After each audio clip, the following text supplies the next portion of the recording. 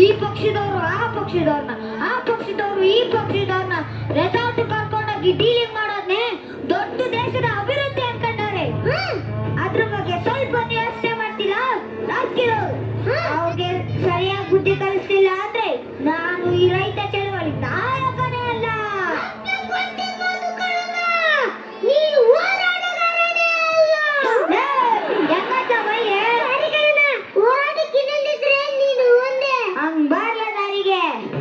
ನೋಡ್ಲ ಸೋಮ, ಈ ಹೋರಾಟದ ಹೆಸರಲ್ಲಿ ಸ್ಟ್ರೈಕ್ ಮಾಡಿಸಿ ಎಷ್ಟು ಬರುತ್ತೋ ಅಷ್ಟು ನಮ್ಗೆ ಬಾಚ್ಕೊಂಡ್ಬಿಡ್ಬೇಕು. ಇವತ್ತು ರಾತ್ರಿನೇ ನನ್ನ ಮುಖಾರು ನಿನ್ನೆ ತಗೊಂಡು ಬೆಂಗಳೂರಿಗೆ ಹೋಗಿ ಸ್ಟ್ರೈಕ್ ಶುರು ಮಾಡ್ಬಿಡುವ. ಹಂಗಂತ ಆ ರೈತರನ್ನೆಲ್ಲ ನಮ್ ಕಾರು ಗೊಚ್ಕೊಂಡ್ಬಿಡಕಂಡ್ಲ. ಅವ್ರು ಬರೋದ್ ಬೇಡವಾ? ಬರ್ಬೇಕು ಕಂಡ್ಲ. ಅವ್ರಿದ್ರೆ ತಾನೇ ನಮ್ ಹೋರಾಟಕ್ಕೊಂದು ಕಳೆ. ಅವ್ರಿಗೆ ಅಂತಲೇ ನಾನು ಉಸ್ತುವಾರಿ ಸಚಿವರಿಗೆ ಫೋನ್ ಮಾಡಿ ಒಂದ್ 200-300 ಪುಕ್ಷರ ರೈಲ್ ಟಿಕೆಟ್ ನ ಬುಕ್ ಮಾಡಿಸಿ ಒಬ್ಬೊಬ್ಬನ ಹತ್ರನು 500 ರೂಪಾಯಿ ವಸೂಲಿ ಮಾಡ್ತೀನಿ. ಅಪ್ಪ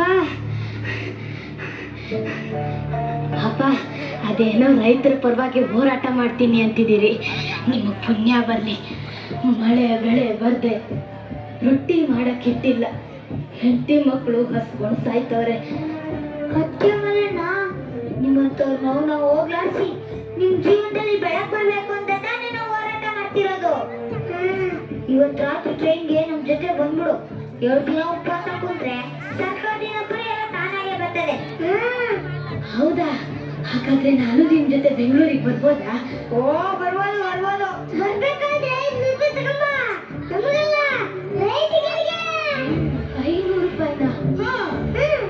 ಹೊಟ್ಟೆ ಹಿಟ್ಟಿಲ್ಲ ಅಂತದ್ರಲ್ಲಿ ನನ್ನ ಪರದೇಶ ಎಲ್ಲಿಂದ ಬರ್ಬೇಕು ಅಷ್ಟೊಂದು ದುಡ್ಡು? ನೋಡ್ವಲ್ಲಣ್ಣ, ನಾವ್ ಹೇಳಿ ದುಡ್ಡು ಕೇಳ್ಕೊಂಡ್ ಬರೋ ನಾವು ಮಾತ್ರ ಕರ್ಕೊಂಡು ಹೋಗ್ತೀವಿ.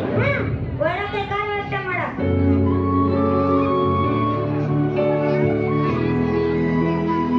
ಅಪ್ಪ, ನಾನಿನ್ ಈ ಊರಲ್ಲಿ ಇರಲ್ಲ. ನಿಂತು ಮಗ, ನನ್ ಮಾತು ಕೇಳು. ನಿಂತ್ಕೊಳ್ಳಪ್ಪ, ನಿಂತ್ಕೊಳ್ಳೋ. ಬಿಡಪ್ಪ, ನಿಂತ್ಕೊಳ್ಳೋ, ನಿಂತ್ಕೊಳ್ಳೋ. ಬಿಡಪ್ಪ, ನಾನು ಹೋಗ್ತೀನಿ. ಇಂಜಿನಿಯರಿಂಗ್ ಅಂತ ಹಠ ಬಿದ್ದು ಅನ್ಸುತ್ತೆ. ಆದ್ರೆ ಈಗ ನೋಡಿ, ನನ್ನ ಎಜುಕೇಶನ್ ತಕ್ಕಾಗೆ ಹೈಟೆಕ್ ಜಾಬ್ ಸಿಗ್ತಾ ಇಲ್ಲ. ಅಕಸ್ಮಾತ್ ಸಿಕ್ಕಿದ್ರು ಸಾಕಪ್ಪ ಅನ್ನೋ ತರ ಕಮಿಟ್ಮೆಂಟ್ಸ್ ನಮ್ ಕಾಲೇಜ್ ಸಿಕ್ಕಾಕೊಂಡು ಒತ್ತಾಯ ತರ ಆಗಿದೆ. ಅದಕ್ಕೆ ನಾನು ನಿರ್ಧಾರಕ್ಕೆ ಬಂದಿದ್ದೀನಿ. ಅದಕ್ಕಾಗಲ್ಲ ಅಂತ ಮಾತ್ರ ನೀವು ಹೇಳ್ಬಾರ್ದು. ನೀನು ಬೋಲ್ಗೋಸ್ಕರ ಇಷ್ಟೆಲ್ಲ ಖರ್ಚು ಮಾಡಿರೋ ನಾನು ನಿನ್ ಮಾತಿಗೆಲ್ಲ ಅಂತೀನ. ಏನ್ ಹೇಳಪ್ಪ? ಅಪ್ಪ, ಹೇಗಿದ್ರು ನಮ್ ತೋಟದಲ್ಲಿ ಈಗ ಮೊದ್ಲಿನ ತರ ಬೆಳೆನೂ ಬೆಳಿತಿಲ್ಲ, ಭೂಮಿಲಿರೋ ಫಲವತ್ತತೆ ಉಳಿಸ್ಕೊಂಡಿಲ್ಲ. ನಾವ್ ಹಾಕ್ಸಿರೋ ಬೋರ್ವೆಲ್ ನೀರು ಪಾತಾಳ ನೋಡ್ತಿದೆ.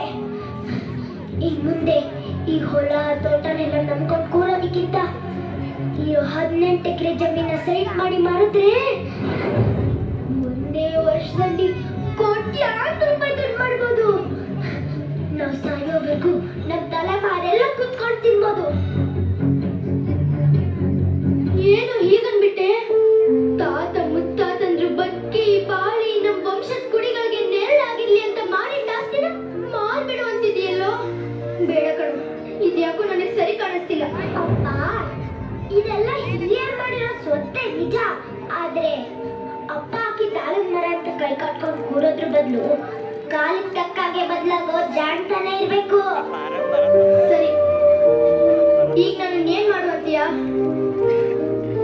ಅಪ್ಪ, ಹೇಗಿದ್ರು ನಮ್ ಜಮೀನು ಹೈವೇ ಹತ್ರ ಇದೆ, ಆ ಕಡೆ ಏರ್ಪೋರ್ಟ್ ಇದೆ, ಈ ಕಡೆ ಬಂದ್ರೆ ಸಿಟಿ ನಿಯರ್ ಇದೆ. ಇಂಥ ಬಂಗಾರದಂತ ಭೂಮಿನ ಕೊಡ್ತೀನಿ ಅಂದ್ರೆ ಕೊಂಡ್ಕೊಳ್ಳೋದಕ್ಕೆ ಜನ ಕ್ಯೂ ಕ್ಯೂ ನಿಂತ್ಕೊತಾರೆ. ಇದೆಲ್ಲ ನಿಜವೇನೋ? ಹೌದಪ್ಪ. ಈ ಯೋಚನೆ ನಂಗೆ ಹೊಳಿಲೇ ಇಲ್ಲ ನೋಡು. ಸರಿ ನಡಿ, ನೀನ್ ಹೇಳ್ದಾಗೆ ನಮ್ ಜಮೀನ ಸೈಟ್ ಮಾಡಿ ಮುಂದಿನ ದಾರಿ ನೋಡೋಣ. ಬಾ ಯಜಮಾನ್ರೆ. ಚಿಕ್ಕ ಯಜಮಾನ್ರೆ, ನಮ್ ಭೂಮಿನ ಮಾರಿದ್ರೆ ಅಷ್ಟು ದೊಡ್ಡ ಲಾಭ ಬರ್ತದ? ಹೌದು ಮಾಡಣ್ಣ, ಡೆಫಿನೆಟ್ಲಿ. ಯಜಮಾನ್ರೆ, ನನ್ನ ಭೂಮಿನೂ ಹೆಚ್ಚು ಕಮ್ಮಿ 4 ಎಕರೆ ಐತೆ.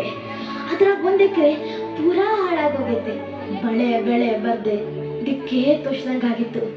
ನೀವೆಲ್ಲ ಹೊಸ ದಾರಿ ಕಂಡ್ಕೊಂಡಿದ್ದೀರಲ್ಲ, ಅದನ್ನ ನನಗೂ ಹೊಸಿ ಹೇಳಿ ಸಹಾಯ ಮಾಡಿ ಸ್ವಾಮಿ. ನೋಡಿ ಮಲ್ಲಣ್ಣ, ನಮ್ ಜಮೀನ ಕೊಂಡ್ಕೊಳ್ಳೋರಿಗೆ ಹೆಂಗಂದ್ರೆ ಹಂಗೆ ಜಮೀನ್ ತರ್ಸಕ್ ಆಗಲ್ಲ. ಅದಕ್ಕೆ ಅಂತಾನೆ ಕೆಲವೊಂದು ರೂಲ್ಸ್ ಅಂಡ್ ರೆಗ್ಯುಲೇಷನ್ಸ್ ಅಂತ ಇರುತ್ತೆ.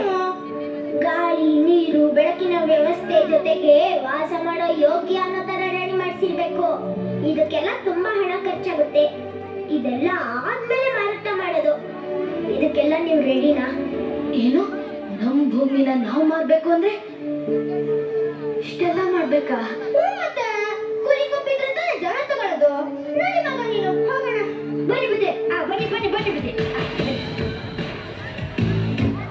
ಡೌನ್ ಇದೆ, ನಾಳೆ ಬನ್ನಿ. ಈ 2 ಪದ ಕೇಳಿದರೆ ನಿಮ್ಗೆ ರಕ್ತ ಕುದಿಯುತ್ತೆ ಅಲ್ವಾ? ನನ್ನ ತಮ್ಮನ ಕಾರ್ಡ್ನಲ್ಲಿ ಸಣ್ಣ ಅಡ್ರೆಸ್ ಚೇಂಜ್ ಮಾಡಬೇಕಿತ್ತು. ಏನಲ್ಲ ನೀ ಸಾಮಾನ್ಯ ಬಿಡು. ಅದೃಷ್ಟ ಲಕ್ಷ್ಮಿನೇ ಮನೆ ಹುಡ್ಕೊಂಡು ಬರ್ತಾ ಇದೆ ಅಂದ್ರೆ ಏನೇನು ಯೋಗ ಅಂತಿದೆ. ಬುದ್ಧಿ ಇವನೇ ಮಲ್ಲಣ್ಣ ಅಂತ, ಒಳ್ಳೆ ಮುಸ ಬುದ್ಧಿ. ನಮಸ್ಕಾರ ಮಲ್ಲಣ್ಣ. ನಮಸ್ಕಾರ ಸ್ವಾಮಿ. ನೋಡು ಮಲ್ಲಣ್ಣ, ನೇರವಾಗಿ ವಿಷಯಕ್ಕೆ ಬರ್ತೀನಿ. ನಾನು ಈ ಊರಿನಲ್ಲಿ ಒಂದು ವಿದ್ಯುತ್ ಉತ್ಪಾದನೆ ಮಾಡೋ ಫ್ಯಾಕ್ಟ್ರಿನ ಶುರು ಮಾಡಬೇಕು ಅಂತ ಅನ್ಕೊಂಡಿದ್ದೆ. ಅದಕ್ಕೆ ಬೇಕಾಗಿರೋ ಭೂಮಿನ ನಾವು ಆಲ್ರೆಡಿ ಪರ್ಚೇಸ್ ಮಾಡಿ ನಿಂದೊಂದೇ ಬಾಕಿ ಇದೆ. ನಿಮ್ಗೆ ನಮ್ಮ ಭೂಮಿನ ಯಾಕೆ ಬೇಕು ಬುದ್ಧಿ?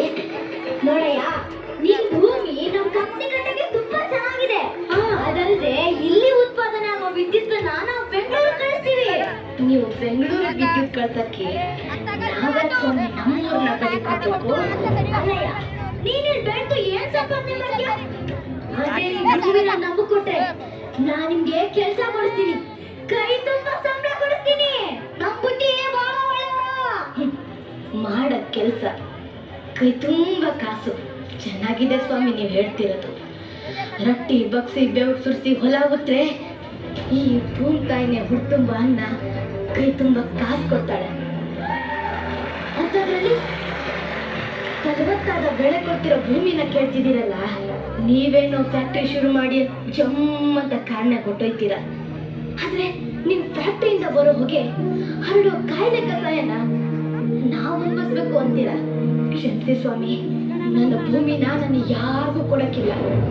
ಅನ್ನ ಕೊಡೋ ಭೂಮಿ ತಾಯಿನ ಮಾರ್ಕೊಳ್ಳೋದು ಒಂದೇ, ಹೆತ್ತ ಹುನೆದಗೆ ಚೂರಿ ಹಾಕೋದು ಒಂದೇ.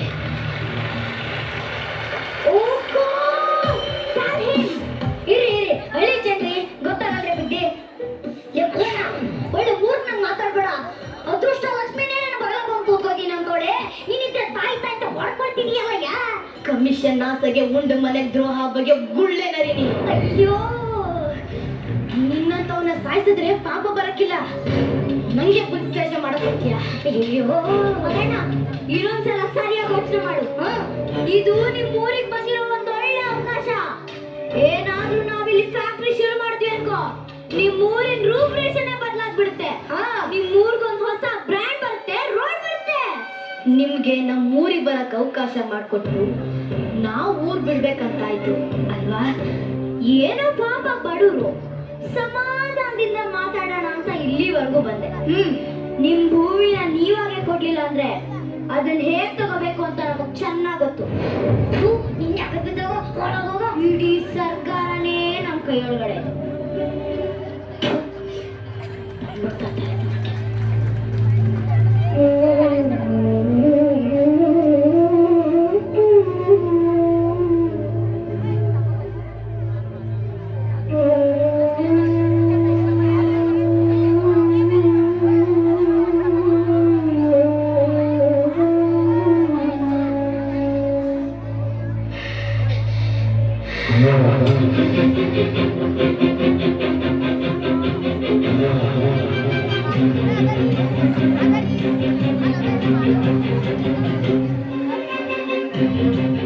ತಾಯಿ, ನಾನ್ ಬದುಕಿದಂಗೆ ನಿನ್ನ ಇನ್ನೊಬ್ಬರ ಪಾಲ್ ಮಾಡಕ್ ನನಗೆ ಇಷ್ಟ ಇಲ್ಲ. ನನಗೇ ಬದುಕಕ್ ತ್ರಾಣ ಇಲ್ಲ. ನೀನ್ ನೆನ್ಕೊಳಿಸ್ಲಿ. ನಿಲ್ಲು. ಸಾಯ್ಬೇಕಾಗಿರೋದು ನೀನಲ್ಲ. ಯಾರದು ಯಾರದು? ಸರ್ ಸರ್ ಸರ್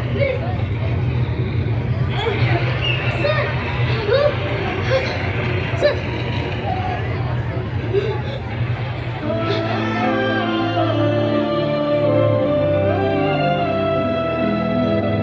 ನಾನು ಭೂಮಿ ತಾಯಿ. ತಾಯಿ,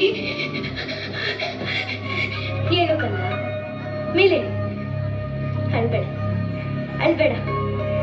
ನೀನು ನನ್ನ ಚೊಚ್ಚಲ ಮಗು. ನಿನ್ನನ್ನು ಹೀಗೆ ಅನಾಥಶವಾಗೋಗ್ಬಿಟ್ರೆ ತ್ರಿಕಾಲ ಪರ್ಯಂತ ಬ್ರಹ್ಮಾಂಡವನ್ನೇ ಸಾಕಿ ಸಲಹುವ ನನಗೆ ಗೌರವವಾದರೂ ಎಲ್ಲಿಂದ ಸಿಗುತ್ತೆ? ಸಾಯಬೇಕಾಗಿರೋದು ನೀನಲ್ಲ, ಈ ಕೊಳ್ತೋಗಿರೋ ರಾಜಕೀಯ ವ್ಯವಸ್ಥೆ, ಲಾಭಕೋರ ಕಂಪನಿಗಳು, ಅಂಧಕಾರವನ್ನೇ ಬೆಳಕು ಅನ್ಕೊಂಡಿರೋ ಈ ಸಮಾಜ. ಚುನಾವಣೆ ಹತ್ರ ಬರ್ತಿದ್ದಾಗೆ 106 ಭರವಸೆ ಕೊಟ್ಟು ವೋಟ್ ಹಾಕ್ಸ್ಕೊಂಡು ಕಣ್ಮರೆಯಾಗುವ ಈ ರಾಜಕೀಯ ನಾಯಕರ ಮುಂದೆ ಒಬ್ಬ ರೈತ ಬಂದು ತನ್ನ ದುಃಖನೇ ಹೇಳ್ಕೊಂಡ್ರೆ ಇದ್ರು ಇಲ್ಲಿರೋ ತರ ಜಾಗ ಕೊಡ್ತೀರ. ಕಾಯಕ ಯೋಗಿ, ಶ್ರಮಜೀವಿ, ದೇಶದ ಬೆನ್ನೆಲುಬು ಅಂತೆಲ್ಲ ಕೂಗಿ ಕೂಗಿ ಹೇಳ್ತೀರಿ. ಆದ್ರೆ ಅವನನ್ನೇ ತುಳಿದು ನೀವು ಕೋಟಿ ಕೋಟಿ ಸಂಪಾದನೆ ಮಾಡ್ತಾ ಇದ್ದೀರಾ. ನಮ್ಮ ದೇಶಕ್ಕೆ ಸ್ವಾತಂತ್ರ್ಯ ಬಂದು ಇಷ್ಟು ವರ್ಷ ಆದ್ರೂ ನನ್ನ ಹೆಮ್ಮೆಯ ಮಗನಾದ ಗಾಂಧೀಜಿಯವರ ಗ್ರಾಮ ಸ್ವರಾಜ್ಯದ ಕನಸು ಬರೀ ಕನಸಾಗೆ ಉಳಿದೋಯ್ತು. ಬರೀ ಫೋಟೋ ತೆಗೆಸ್ಕೊಂಡು ಟಿವಿಗೆ ಮುಖ ತೋರಿಸ್ಕೊಂಡು ಪ್ರಚಾರ ಮಾಡ್ಕೊಳ್ಳೋದಲ್ಲೇ ಕಾಲ ಕಳೀತಿದ್ದೀರಾ. ನಿಮ್ಗೆ ನಿಜವಾಗ್ಲೂ ನನ್ನ ಮೇಲೆ ಪ್ರೀತಿ ಗೌರವ ಅನ್ನೋದಿದ್ರೆ मार्च को है 2026 का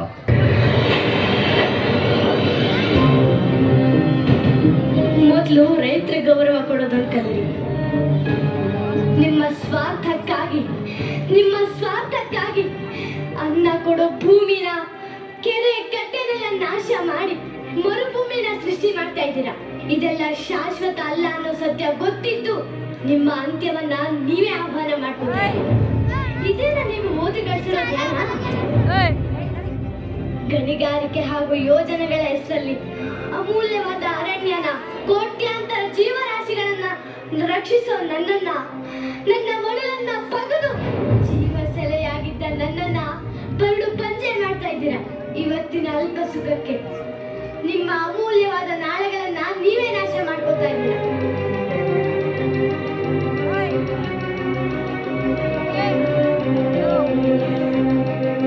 ಭೂಮಿ ತಾಯಿ ಮಕ್ಕಳನ್ನ ಎಲ್ಲೆಲ್ಲಿ ಕಡೆಗಣಿಸ್ತಾರೋ ಅಲ್ಲಿ ಏನೇನು ಅನಾಹುತಗಳಾಗ್ತಿದೆ ಅಂತ ನಿಮ್ಗೆ ಈಗಾಗಲೇ ಗೊತ್ತು. ಇದನ್ನ ಹೀಗೆ ಮುಂದುವರ್ಸ್ಕೊಂಡು ಹೋದ್ರೆ ನೀವು ನಿಮ್ಮ ನೆಮ್ಮದಿಯ ನಾಳೆಗಳನ್ನ ಕಳ್ಕೋಬೇಕಾಗುತ್ತೆ.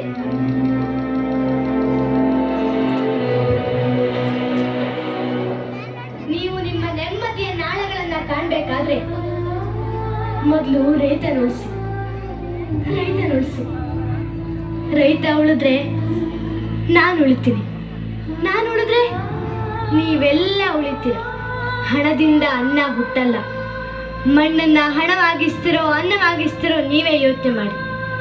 ನೀವೆಲ್ಲ ಮಾಡಿರೋ ಅನಾಹುತಗಳಿಂದ ಇವನಂತ ನಿಜವಾದ ರೈತರು ಉರುಳಿಗೆ ಕೊರಳು ಕೊಟ್ಟು ಇಲ್ಲವಾಗ್ತಿದ್ದಾರೆ.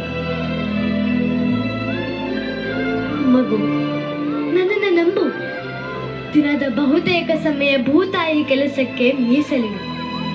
ದುಡಿಯದೆ ಸಮಯ ವ್ಯರ್ಥ ಮಾಡುವವರ ಸಹವಾಸ ಬಿಟ್ಬಿಡು. ಕೈ ಕೆಸರಾದರೆ ಬಾಯಿ ಮೊಸರು, ಕಾಯಕವೇ ಕೈಲಾಸ ಎಂದ ಬಸವಣ್ಣನ ತತ್ವಕ್ಕೆ ಬದ್ಧನಾಗಿರು.